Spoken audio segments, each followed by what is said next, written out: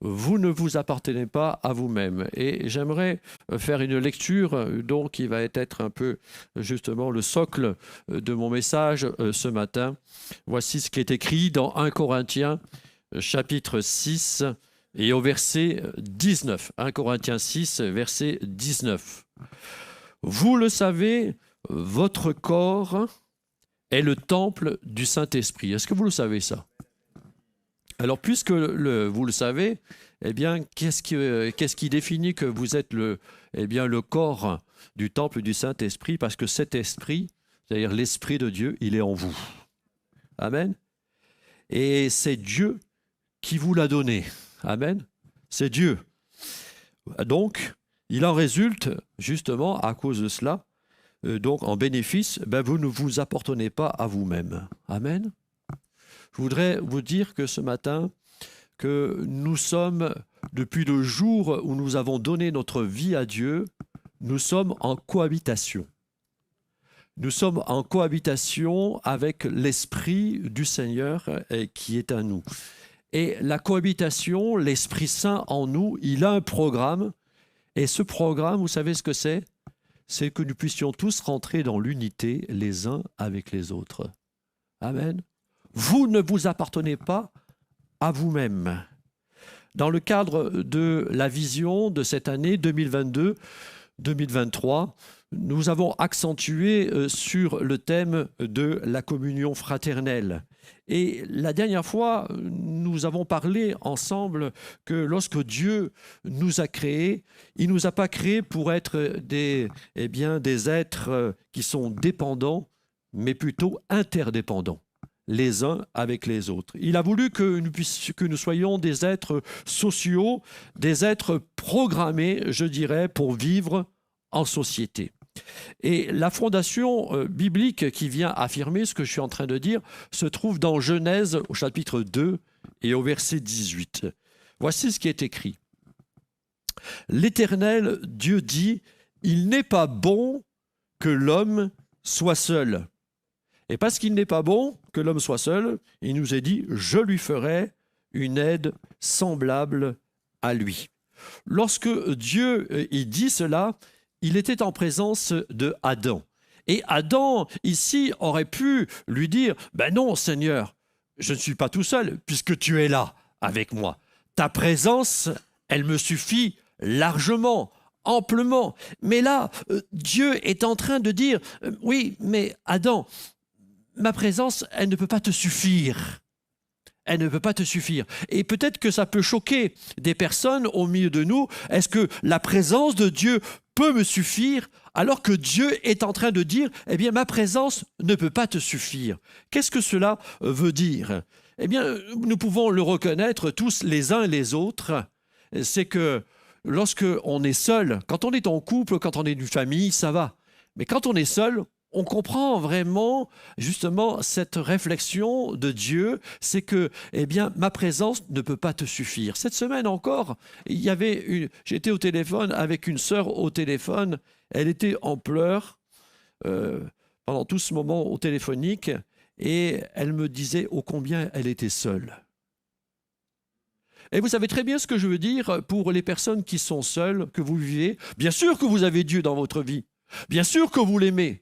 Bien sûr que vous œuvrez pour lui, mais vous pouvez reconnaître une chose, c'est que même si vous avez Dieu, vous avez besoin d'être entouré d'hommes et de femmes. C'est pour ça que Dieu va dire à Adam, eh bien, il n'est pas bon que l'homme soit seul. Dieu, il nous a créés pour vivre, pour nous épanouir au milieu d'autres personnes, tout simplement parce que Dieu nous a créés à son image. Amen. Et je ne sais pas si vous avez réfléchi à cela, mais regardez, c'est que Dieu, à lui tout seul, il est une communauté. À lui tout seul. Dieu le Père, Dieu le Fils et Dieu le Saint-Esprit. Dieu est dépendant de sa communauté. Dieu a besoin de toute sa communauté pour agir. D'ailleurs, on le voit bien dans la création. Le Père n'a pas suffi.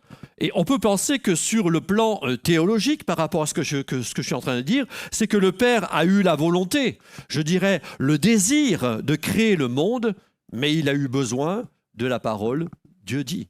Au commencement était la parole, et la parole est avec Dieu, c'est Jésus. Mais aussi, il a besoin du Saint-Esprit, qui est, je dirais, l'agent qui a œuvré pour tout mettre les choses en place sur la terre, puisqu'il nous est dit dans la Genèse que l'Esprit de Dieu se mouvait sur toute la surface de la terre. Il y a une relation entre le Père, le Fils et le Saint-Esprit, et nous avons besoin, nous aussi, en tant que communauté, nous avons besoin littéralement des uns et des autres. Et c'est ça l'image de ce pourquoi Dieu nous a créés à son image. C'est vraiment impressionnant de savoir que Dieu est une communauté. Et c'est pour cela qu'il nous a créés à son image. C'est pour que nous puissions nous-mêmes, les uns et les autres, dépendre de la communauté. Amen. Alors, méditons ensemble ce besoin d'appartenance qui ne peut être comblé uniquement par les autres. Alors, de quoi nous parlons-nous à ce moment-là lorsque nous parlons d'appartenance ? On parle ici de ce besoin inné les uns et les autres que nous avons d'appartenir à un groupe, être accepté, être intégré, être apprécié, être aimé par ce groupe. Et je dirais que c'est un besoin fondamental. Et le premier groupe dans lequel Dieu nous a fait rentrer, c'est la famille. Amen. Et la famille, c'est vital. Et on a besoin de la famille pour nous structurer les uns et les autres. Et on peut remarquer que par rapport à l'expérience, non seulement d'un père et d'une mère, et que nous sommes arrivés dans une famille, mais l'impact de notre famille va impacter toute notre vie. D'ailleurs, on apprend en psychologie qu'un être humain, jusqu'à l'âge de 12 ans, il se construit. Et tel qu'il est à l'âge de 12 ans, tel il sera à l'âge adulte, en y ajoutant des expériences positives et négatives. Et on voit que l'enfance marque. Et des moments, le résultat de notre enfance fait ce que nous sommes les uns et les autres aujourd'hui. Et parfois, des moments, une expérience positive dans une famille amène un bien-être, mais malheureusement, des expériences négatives dans notre enfance impactent littéralement notre vie. Et plusieurs parmi nous peuvent acquiescer ce que je suis en train de dire. Je me souviens, et il y a des jeunes parmi nous, il y a des ados, mais il y a aussi des anciens. Et je me rappelle, quand on était enfant, lorsqu'on changeait de cycle scolaire, qu'on passait de la primaire au collège. Et peut-être que vous, les plus jeunes, vous pouvez penser que vous vivez quelque chose qui vous est propre à vous, mais même nous, les plus anciens, on a vécu cela. L'idée de se trouver le petit nouveau nous angoissait. N'est-ce pas? Est-ce que je vais être accepté par les uns et les autres? Est-ce que je vais retrouver mes camarades aussi? Honnêtement, qu'on le veuille ou qu'on ne le veuille pas, il y a toujours besoin d'appartenir à un groupe. Oui ou non? Et je me souviens, il y avait dans mon enfance, et peut-être que vous l'avez vécu ici aussi, les uns et les autres, à titre personnel, lorsqu'on était au collège, il y avait le prof de sport, EPS. Et le prof de sport, des moments, il y avait des épreuves sportives, on faisait des épreuves sportives d'équipe. Et il choisissait 2 personnes. Et il y avait 2 capitaines qui étaient là. Et les 2 capitaines, ils choisissaient les personnes.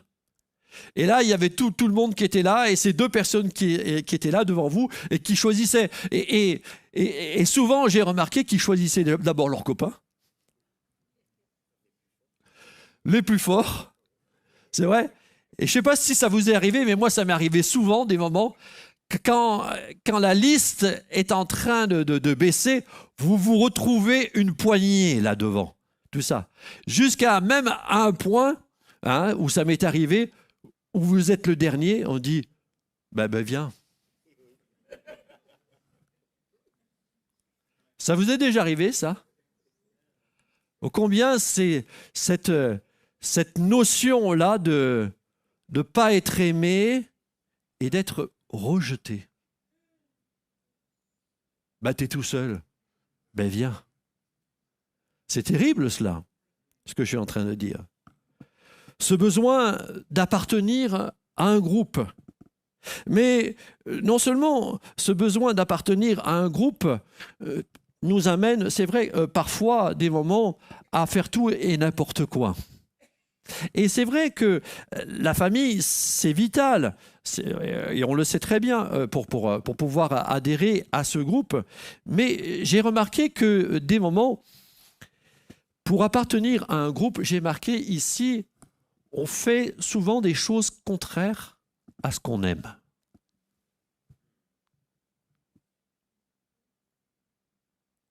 On va adopter leur façon de penser, leur façon d'agir, parfois même qui va à l'encontre de ce que nous sommes. Et je pense, bon, il y a beaucoup d'adultes, mais je pense aux jeunes aujourd'hui, aux jeunes et aux ados. Faites attention, parce que des moments, pour appartenir à un groupe, on serait prêt à faire des choses contraires à Dieu. Et ce désir d'appartenance, on le retrouve souvent des moments dans ce besoin à travers les marques. Ah, t'es habillé en marque, t'as des Nike, t'as pas des Adidas. Et papa, maman, et les copains, ils ont les Adidas. Et moi aussi, j'ai besoin des Adidas. Comme si les Adidas allaient nous faire rentrer dans un groupe. J'ai rien contre Adidas.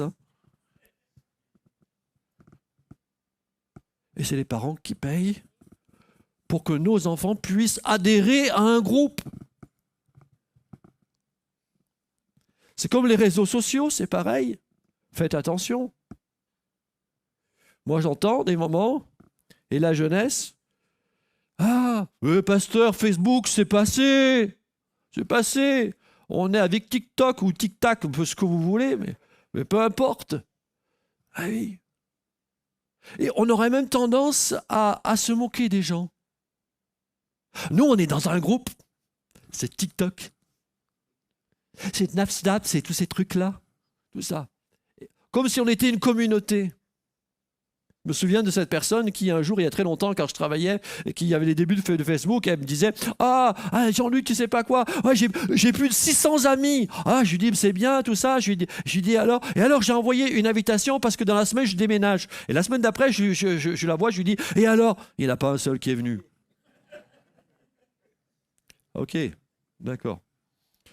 J'appartiens à un groupe, mais le groupe n'est peut-être pas forcément celui qui répond à mes besoins. Et ce besoin-là, il est là. Et cette notion d'être rejeté, elle peut être infligée aussi, parce que être rejeté, c'est être placé dans l'isolement. Et lorsque je dis ça, je me dis, c'est vrai que des moments, les parents, quand ils appliquent des punitions, c'est au piquet. Allez, on t'isole. Va dans ta chambre. On l'isole. Dans le placard. On isole la personne. Ouais. C'est terrible, ça. Le rejet, est l'un des sentiments les plus douloureux. Et s'il y a des personnes qui ont le sentiment de rejet parmi nous ce matin, eh bien, j'aimerais vous dire que je comprends votre souffrance. Dieu la comprend. Je comprends votre douleur.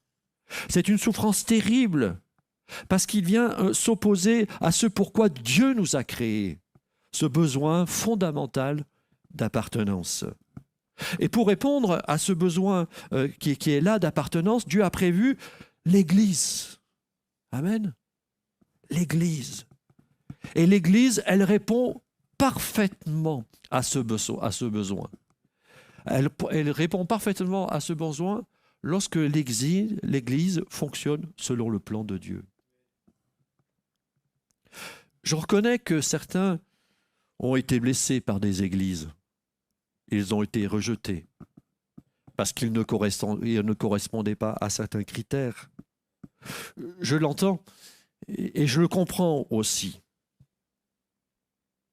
Mais quand l'Église fonctionne bien, selon le plan de Dieu, elle doit être une Église qui répond, c'est vrai, à ce besoin fondamental d'appartenance. Je me souviens, il n'y a pas si longtemps, on avait fait la longue veille ici. On a passé des bons moments ensemble. Et puis, il y a une personne qui est venue, qui ne s'était pas inscrite, et qui arrive comme ça et qui dit j'ai su qu'il y avait quelque chose, mais est-ce que je peux venir? Ah ben non, on est un groupe. T'es pas inscrit? Ben non, j'ai choisi l'option. On est une église. Et on veut fonctionner selon le plan de Dieu.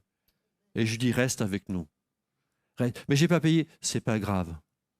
On va pourvoir. Et cette personne est restée jusqu'à 1h30 du matin avec nous. Elle a profité de ces moments. Voilà ce que c'est l'Église. Voilà ce qu'elle devrait être, l'Église, aujourd'hui. Amen. Alors, je me suis posé la question, pourquoi l'Église,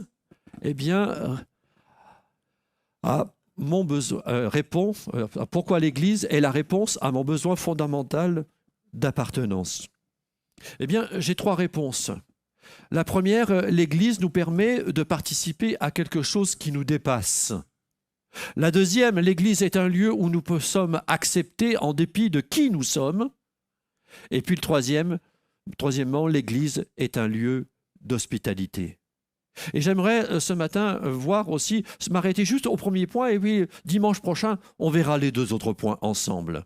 Oui, l'Église nous permet de participer à quelque chose qui nous dépasse. Il y a René Brown, peu importe comme vous pouvez le dire, c'est une chercheuse donc, en sciences humaines et sociales. Elle va dire quelque chose concernant justement le fait de cette appartenance. Elle dit ceci: c'est le désir humain inné de faire partie de quelque chose de plus grand que nous. Et moi, j'aime vraiment cette définition. Ce besoin d'appartenance, qui ne peut être comblé que lorsque je peux prendre conscience que l'on appartient à quelque chose de plus grand que nous. Amen. Est-ce que vous croyez que, le fait d'appartenir à l'Église, ça nous dépasse? Est-ce que c'est quelque chose qui nous dépasse et que c'est quelque chose qui est plus grand que nous, cela? Ça, c'est une question. En tout cas, la Bible le dit, pour étayer ça, Ecclésiaste, chapitre 3, verset 11. Il a fait toutes choses belles au moment voulu. Il a même mis dans leur cœur la pensée de l'éternité. Et si l'homme ne peut pas comprendre que l'œuvre... Et même si l'homme ne peut pas comprendre l'œuvre que Dieu a accomplie du début à la fin. Qu'est-ce que cela veut dire? C'est vrai qu'on a souvent utilisé ce texte pour parler que Dieu avait mis dans le cœur de l'homme la pensée de l'éternité, c'est-à-dire de l'après-mort, de l'au-delà. C'est pas faux en soi, c'est juste. Mais derrière ce passage, souvent on s'arrête qu'à ça et des moments, il y a d'autres choses que Dieu veut révéler. Et ce que j'aimerais voir avec vous ce matin, c'est que derrière tout ça, il y a une explication. Et cette explication, c'est quand nous étudions ce passage, nous remarquons quoi? C'est que Dieu a mis dans nos cœurs une dimension, c'est-à-dire de sa personne, de l'infini. Une dimension d'appartenir à quelque chose de infini. C'est ça qu'il est dit. Et d'appartenir à quelque chose qui est infini, ça nous dépasse. Et moi, ça me dépasse. Et c'est ça, en soi, la pensée de l'éternité. On a tous besoin, ce besoin d'appartenir à quelque chose de plus grand que nous. Et Dieu a pour nom l'éternel. Vous savez ça. Dieu a pour nom l'Éternel. Et si je reprends dans ce passage de Hébreux, au chapitre 7, verset 3, où il est question de Melchisédek, mais on peut le mettre sous la forme de Dieu aussi, sur lui-même. On peut l'associer. Il est dit dans Hébreux 7, 3, qui est sans père, sans mère, sans généalogie, qui n'a ni commencement de jour, ni fin de vie. Amen. Ça me dépasse. Ça nous dépasse. La Bible dira même dans Job chapitre 11, verset 7, « Prétends-tu sonder les pensées de Dieu, parvenir à la connaissance parfaite du Tout-Puissant » Oui. Personne ne peut sonder Dieu. Personne. Pourquoi ? Parce qu'il est grand et il nous dépasse. Dieu est Dieu. Amen. Et reconnaissons que cela nous dépasse. Et lorsque nous appartenons à l'Église, vous appartenez à quelque chose qui est plus grand que vous. C'est-à-dire qui nous dépasse à un point qu'on ne peut pas s'imaginer. C'est Dieu qui est le chef de l'Église. Et on ne peut pas résorber Dieu dans nos pensées et tout ça. Dieu est plus grand que ce que nous pouvons penser. Amen. On a chanté ce matin que Dieu est grand. Mais il est grand. Mais nous le ramenons toujours à notre grandeur, à nous-mêmes. Et par rapport à ta situation, par rapport à ce que tu es, par rapport à l'Église, il est plus grand que cela, mon Dieu. Amen. L'Église, j'ai mis cette affirmation, l'Église, c'est vraiment la création de Dieu la plus parfaite, la plus ingénieuse, la plus extraordinaire. C'est le plan de Dieu qui existe de toute éternité. Amen. Imaginez-vous que Dieu, avant toute chose, avait la pensée de l'Église. Avant toute chose, il trépignait d'impatience. Il se disait vivement que cela arrive. Dieu, il a attendu, et puis une fois que ce projet est arrivé, il a dit ça y est, c'est arrivé. Et l'Église, c'est le plan le plus merveilleux que Dieu va mettre en place sur la terre. Amen. C'est le plus merveilleux des plans d'avoir mis en place l'Église sur la terre. La Bible nous dit ici, dans Éphésiens chapitre 5, verset 25, « Marie, aimez vos femmes comme Christ a aimé l'Église. Il l'a tellement aimé, cette Église, ce projet, il l'a tellement aimé qu'il a donné sa vie pour elle. » Amen. Ça me dépasse. Ça nous dépasse. Et le temps qui est employé ici, Christ a aimé l'Église, c'est un aoriste. C'est un temps qu'on emploie très peu dans la langue française. C'est-à-dire que cet événement qui est situé dans le passé, eh bien, il est passé d'une façon illimitée. C'est un peu les mêmes paroles que Jésus va dire à la croix, « Père, pardonne-leur car ils ne savent ce qu'ils font ». C'est un aoriste. C'était à ce moment-là et c'est encore aujourd'hui. Amen. Christ a aimé l'Église. Et Christ aime l'Église encore aujourd'hui. Amen. Et lorsque nous appartenons à l'Église, nous avons un Dieu qui nous aime. Amen. Et parce qu'il nous aime, nous devons aussi nous aimer les uns et les autres. C'est tout en relation, tout cela.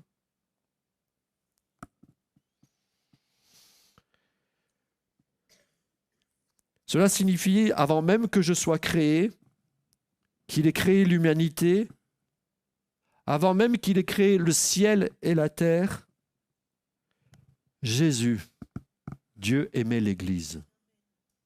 Amen. Dieu, il est passionné. Jésus est passionné pour l'Église. Je pense que s'il en a donné sa vie, c'est qu'il était passionné pour l'Église. Et toi, et nous, sommes-nous passionnés par l'Église? Est-ce que nous aimons l'Église? Quand on lit l'Ancien Testament, on voit que les prophètes ont eu cette révélation de la venue de Jésus. Souvent, il est question le plan du salut. Et ils se sont réjouis pour nous, ces prophètes. Ils ne l'ont pas vu venir, mais ils se sont réjouis de cela. Et quand je réalise que moi, nous, chacun d'entre nous, nous vivons l'Église, c'est extraordinaire. David lui-même, Élie, Élisée, Ésaïe auraient aimé vivre ce que nous sommes en train de vivre. L'Église. Voyez-vous, l'Église, malgré toutes ses imperfections, c'est le moyen que Dieu utilise et qu'il utilise encore depuis plus de 2000 ans pour être un instrument de bénédiction pour la multitude de personnes autour de nous. Amen. J'ai regardé dans les infos, aujourd'hui on estime environ plus de 2 milliards de chrétiens sur la terre. Et ça a fait plus de 2000 ans que des milliards de personnes ont connu l'Évangile grâce, entre autres, à l'Église et aussi au ministère de l'Église. Amen. Nous appartenons à quelque chose qui nous dépasse. L'Église. Ce Dieu qui est grand et glorieux. Amen. J'ai eu le privilège, il y a 10 ans, lorsque j'étais pasteur sur Paris, aller donc en Corée, dans l'église la plus grande au monde. L'église de Corée, c'est en moyenne 850 000 membres. 850 000 membres. Une vraie usine. Une vraie usine. Et dans cette église-là, à Oedo, il y a des cultes de plus de 30 000 personnes. Ça va à une vitesse tellement que, au lieu de mettre des escaliers et des ascenseurs, ils ont fait des rampes, vous savez, comme dans les garages où les voitures passent, pour évacuer beaucoup de monde, pour en reprendre d'autres. Incroyable. Vous êtes là, il y a des milliers et des milliers de personnes. La prière du matin, à 5 heures du matin, des bus arrivent emmenant des chrétiens. Nous, on était juste en face, on se dépêchait pour aller à la réunion de prière. Dépêchait. Et vous? Pourquoi vous ne venez pas à la prière? Ils se dépêchaient. Et moi, j'étais là, avec un mot. On va y aller, on va perdre notre place. C'est important. C'est quelque chose qui nous dépasse. Et des milliers de personnes adressaient des prières vers Dieu. Incroyable. J'ai regardé, extraordinaire. Vous voyez, dans l'église, il y a des choristes qui sont là. Je les ai comptés à la louche, ils sont plus de 200. Mais à chaque culte, il y a encore 200 personnes, plus dans la fosse, les musiciens. C'est renouvelé à chaque fois. Ils ne font pas tous les cultes, ils n'en font qu'un, parce qu'il faut laisser la place aux autres aussi. Incroyable. L'Église, ça nous dépasse. À un moment particulier, donc, il y a eu, au stade de Séoul, il y a eu le rassemblement de tous les chrétiens de Corée. Et ils ont invité simplement les responsables, parce qu'il n'y avait pas de cette place. Nous, on était là, une délégation donc de la France, et on entendait toutes ces personnes qui étaient là, qui étaient en train de chanter, de prier, et tout autour du stade, il y avait ces hommes qui étaient là, des pasteurs prières en train de faire prier. Et là, quand vous avez à ce moment-là des gens qui prient, qui louent le Seigneur et qui chantent, là, il y a une notion, j'appartiens à quelque chose qui me dépasse. C'est l'Église. Mais on n'a pas besoin d'aller en Séoul pour vivre ça, ces choses-là. On n'a pas besoin d'aller en Corée et tout ça. Nous pouvons le vivre ici, cela. Mais tout un état est un état d'esprit que nous avons les uns et les autres. Oui, l'Église, ça me dépasse. Je ne sais pas si vous le savez, mais c'est l'Église qui va régner plus tard, lors du millénium. C'est l'Église. Mais c'est aussi l'Église qui aura un moment de noces avec Jésus aussi. C'est l'Église aussi. un moment de noces avec l'époux, ça me dépasse, ça. Ça nous dépasse les uns et les autres. J'ai mis ici le fait d'appartenir à l'Église et d'en prendre conscience vient remplir en moi ce besoin fondamental d'appartenir à quelque chose qui me dépasse et vient soulager, quoi? Ce besoin d'appartenance. Amen. Et voyez-vous, pour cela, eh bien, j'ai besoin que Dieu me le révèle. J'ai besoin que Dieu me révèle ces choses-là. Et il y a, ce que je marque ici, il y a des choses que je dois comprendre avec mon intelligence, mais il y en a aussi des choses que je dois comprendre par une révélation. Et je prends l'exemple d'Abraham. Abraham, lui-même, il vieillissait, et puis il se dit, « Ah, j'ai pas d'enfant. Et peut-être que mon serviteur Eliezer, c'est lui qui va hériter de tous mes biens. Ah, c'est dommage. T'as pas quelque chose, Seigneur? Est-ce que ce soit obligé que ce soit lui? » Et puis Dieu, qui connaît les cœurs et qui connaît le cœur d'Abraham, il va lui dire ceci à Abraham. L'Éternel lui adressa cette parole, Genèse 15. « Ce n'est pas lui qui sera ton héritier, mais bien celui qui naîtra de toi. » Après l'avoir conduit dehors, il dit, « Regarde vers le ciel et compte les étoiles. Si tu peux les compter. » Il lui affirma, « Telle sera ta descendance. » Abraham eut confiance en l'Éternel et lui compta comme justice.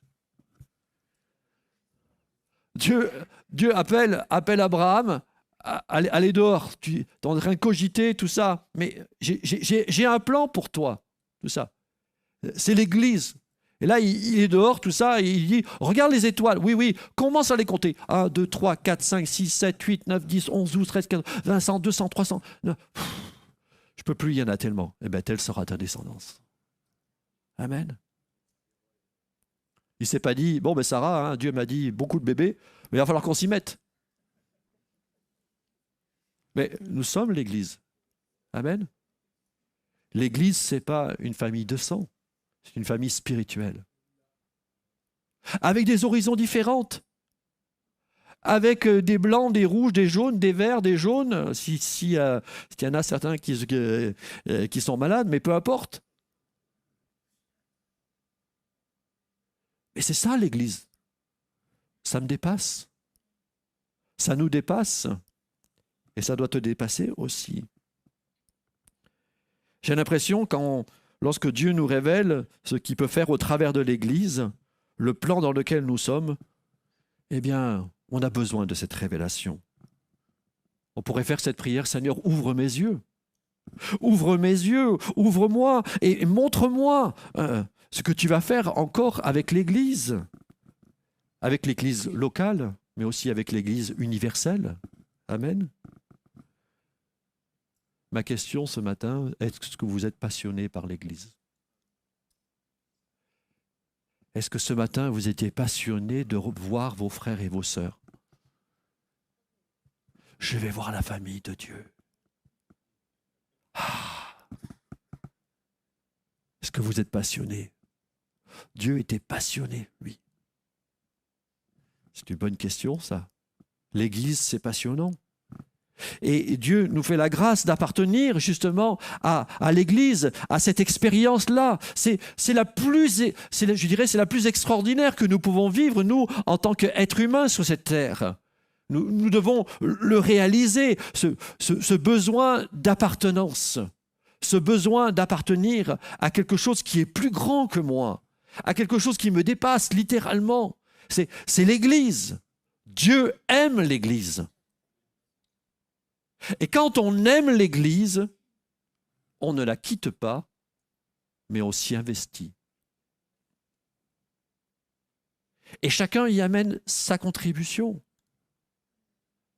Regardez l'Église derrière un écran, mis à part, s'il y a des contraintes de santé ou autres, c'est pas vivre l'Église, ça. L'Église, c'est lorsqu'on est ensemble, les uns avec les autres. Ou parfois, on se frictionne. Parfois, on se resserre. on s'encourage, on se motive, on se soutient. C'est ça l'Église. Mais on ne vit pas l'Église derrière un écran. C'est un leurre. On est un corps. Vous ne vous appartenez pas à vous-même. Lorsque nous sommes l'Église, nous sommes appelés à être ensemble. Quand on est l'Église, on se rassemble. Quand on est l'Église, on s'unit.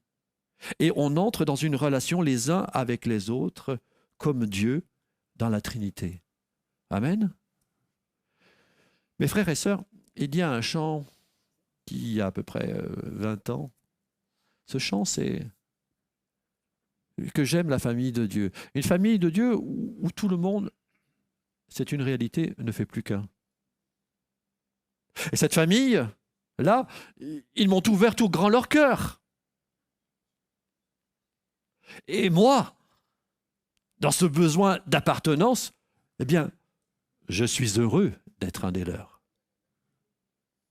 Dans quoi? Dans cette église, mais dans cette famille de Dieu. Ce matin, est-ce que tu es heureux d'être ici, dans cette église? Que j'aime la famille de Dieu, où tout le monde ne fait plus qu'un. Ils m'ont ouvert tout grand leur cœur. Je suis heureux d'être un des leurs dans cette famille de Dieu. On le reprend? Que j'aime la famille de Dieu, où tout le monde ne fait plus qu'un. Ils m'ont ouvert tout grand leur cœur. Je suis heureux d'être un des leurs dans cette famille de Dieu.